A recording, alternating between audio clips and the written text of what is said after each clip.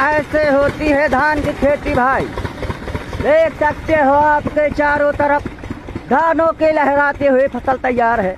पानी ऐसे लगाया जाता है, खेतों में पहुंचाया जाता है, खाद डालना पड़ता है। ऐसे नहीं तुम्हारे शहर में गल्ला पहुंचता है। तो भैया वीडियो लाइक करो, किसान वाला है भाई। आज तो लाइक बनता ही भाई, एक लाइक दे दो भाई। Thank you. आप लुक देख सकते हो यहाँ का, कैसे लहराते हुए धान हैं, सभी की फसलें हैं, कैसे गलियारे हैं, देख सकते हो। हम लोगों के स्थान घर द्वार जाने के लिए